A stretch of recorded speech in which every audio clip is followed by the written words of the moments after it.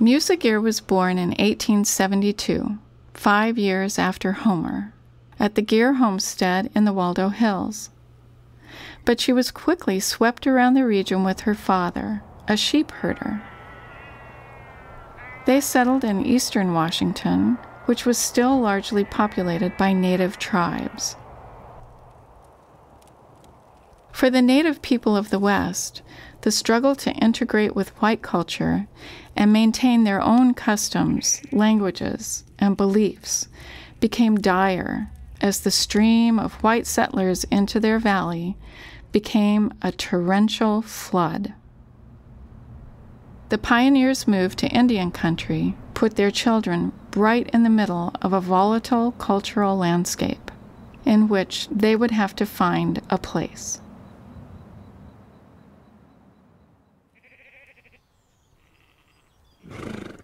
Musa Gere grew up on her father's sheep ranch in Walla Walla, learning Indian dialects and working on the homestead. But she had a passion for new experiences, which were limited there. When she was 15, she decided to leave the frontier where she had grown up and enroll in Willamette University in Salem. Musa graduated in 1895. The only woman in her class of 12. She began teaching and carried on a lively correspondence with her famous cousin, Homer Davenport, who was living in New York. In response to a letter from Homer, Musa sent him a big red apple from Oregon, and it so affected him that he sent her a train ticket to come visit him during her summer vacation. And you just don't pass up an opportunity like that. So she resigned from teaching and she went back to New York City. And she was a hit. She was working in the same newspaper that Homer was for William Randolph Hearst. And she's so pretty that she was a model. She also had herself a dress shop.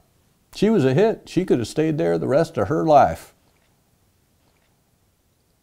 But after about 6 years, I guess she got tired of the big city, kind of missed the wide open spaces of the West, and so she packed up, came back west.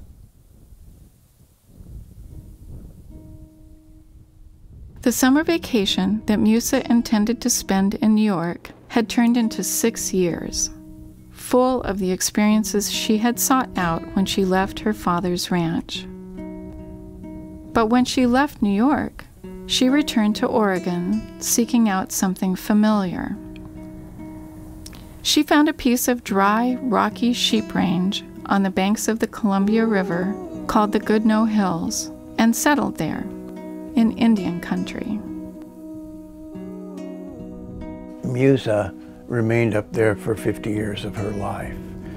She had been raised in eastern Washington when her father was running sheep out there. And in that time, she learned to speak Indian dialects. And so she became sort of an unofficial interpreter for the Rock Creek Indian Band up there. And so whenever they had kind of interactions with the government, she was the spokesperson for them. And was pretty much beloved by that tribe of people. Musa took over the post office and general store in 1915, and it was soon after that the Rock Creek tribe received land grants from President Wilson of the United States government. It was Musa's job to issue the grants to the 47 families that lived there, and help them transcribe their names into English spellings for their registration. The native children started attending public schools, and their families began the process of assimilating into white culture during Musa's 50 years in the Goodnoe Hills. When a reporter came to talk with Musa about her role in the affairs of the Rock Creek tribe, there was a young native girl in the store with her mother. The reporter asked the girl what her name was. She said, Musa. And there were 3 more little Musas besides that one in the Indian village. This detail shows much about the Goodnoe Hill's love for her help and friendship in a bittersweet era for the native people. Musa's work with the Rock Creek Indians became a guiding motive in her life, until her declining health necessitated a move back to the Gear Farm in Oregon, where she was born.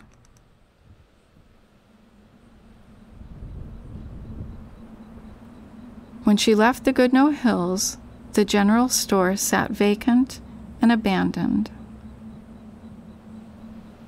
It was as if the life of the little town went with her.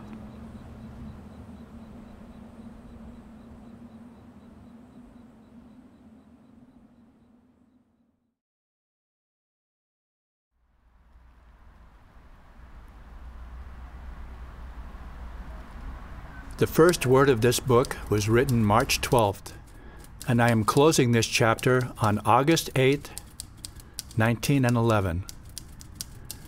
As I lay down my pen, ready once more to turn my face to the future, I instinctively pause and listen for the voices of the departed pioneers whose lives were given largely that the younger generation might have homes in peace and plenty in a land favored by God.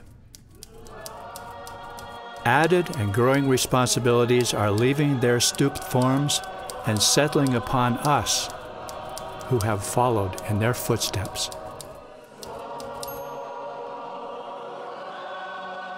The pioneers' children inherited a place and a time that were so quickly changing and moving that the role their lives would play in the future of Oregon could only be guessed at.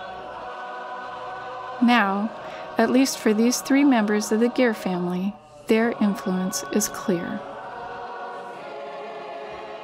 Perhaps to be an Oregonian is to inherit the history of this place and to forge a life with it.